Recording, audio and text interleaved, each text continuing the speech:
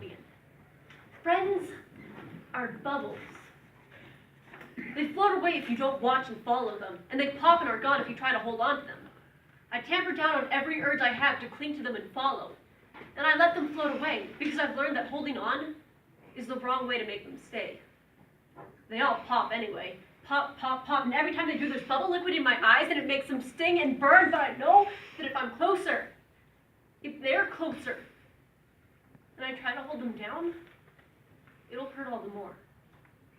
This is a quote from Honey, Your Aspie's Showing, a story written by an anonymously published author under the pseudonym of Authentic Aussie.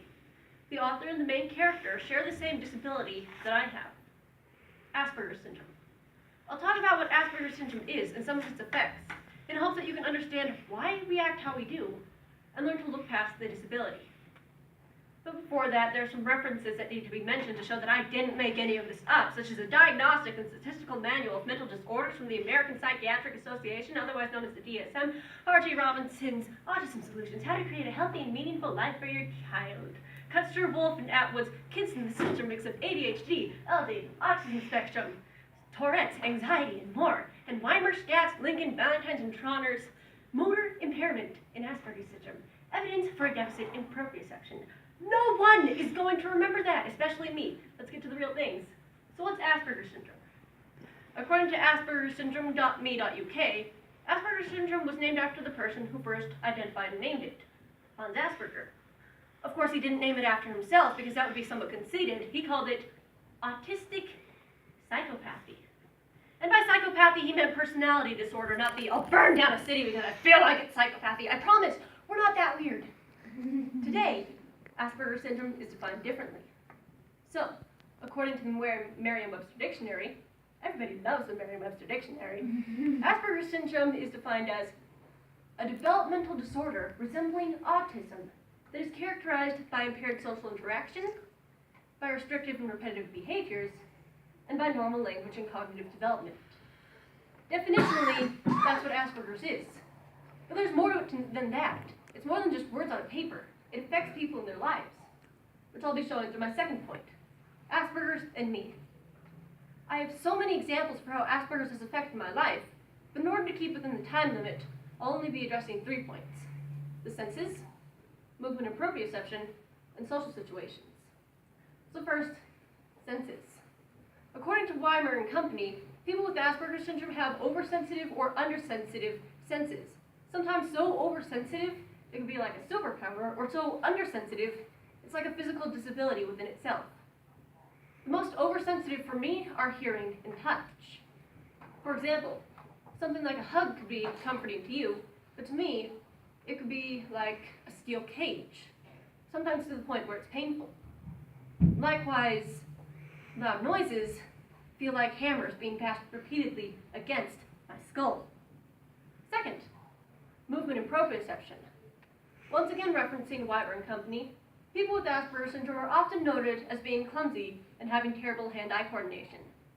This is somewhat due to them having inferior motor skills, which gives difficulty doing normal tasks such as manipulating scissors, handwriting, or even enunciation by using the precise lip movements that are needed to form the correct words. In a study published in 2001 by the University of California, San Diego School of Medicine, researchers theorized that the majority of the problem was with the skewed proprioception, or where the person's body is in space and how it's moving. Imagine it like this. Have you ever driven a car other than your own? If you have, you probably know that the car is usually bigger or smaller in some way, and where you are relative to the rest of the world is different. This feeling is the kind of feeling that I experience every day, except that I never get used to it, so I have to rely on oversensitive sensory input to determine where I am in the world. This, along with inferior motor skills, is what makes people with Asperger syndrome appear to be clumsy and have terrible hand-eye coordination. You don't believe me? You've never seen me dance. I would demonstrate, but I want to reserve what little dignity I have left, so you'll just have to take my word for it. Number 3, social situations, which can be summarized into 2 points: lack of socialization and the special interests. Friends are bubbles. You try to hold them, and they pop, and it hurts. According According to the DSM, people with Asperger syndrome just don't pick up on the social cues that are supposed to be learned as we grow up. As a result, we're even further isolated from our peers, and without outside help, the knowledge, the will, and the experience for socialization can become practically non-existent. But now for the fun one, the special interests. Referencing Custer and Company, we latch onto an interest. We participate in that interest for as long as we can. We learn everything about that interest, and if that interest were ever to come up in a conversation, guess who has so much knowledge to share? This can lead to one-sided conversations.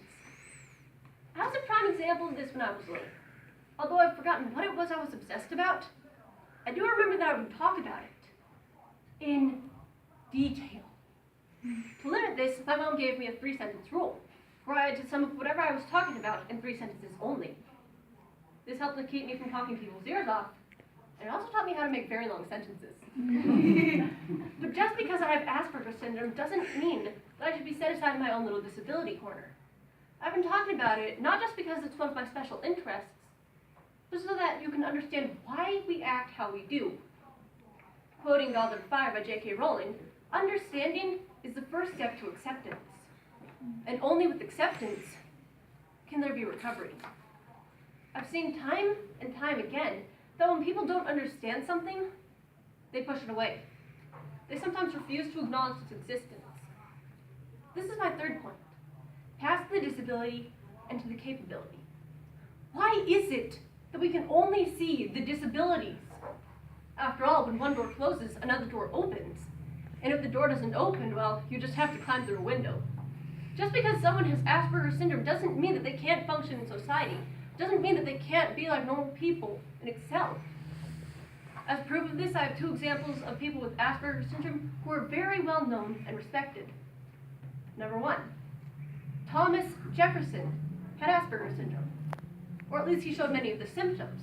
Because he's dead, he can't be officially diagnosed.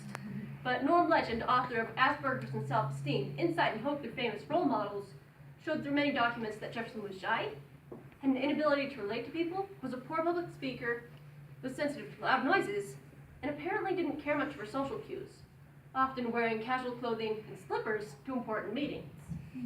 And what about the special interests?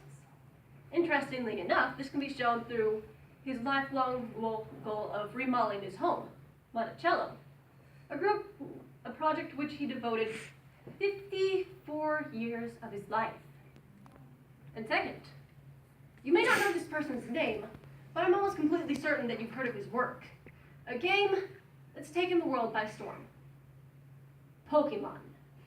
Susan Moffat, in her article, Pokemon Creator Draws Creativity from Autism, showed there many has said that the creator of Pokemon is confirmed to have Asperger syndrome, creating the gaming phenomenon by mixing his special interest in gaming and programming with his old childhood interest of studying insects. In fact, many of the Pokemon's designs are based off of observations that he made as a child.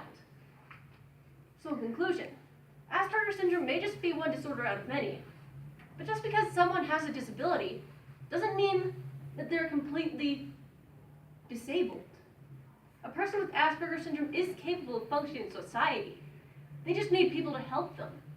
People look past my disabilities, helped me, and now I can stand in front of you and speak like a normal person.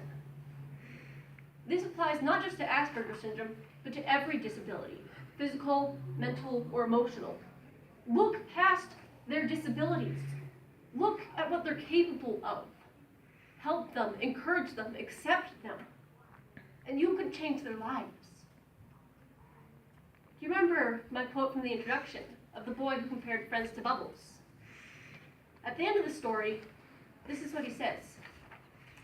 I think that maybe I've found some friends that aren't bubbles. That maybe the ones that I had before might not have been friends, but something infinitely more fragile to the younger me. Bubbles go pop eventually. But these friends aren't bubbles. So maybe they won't. Thank you.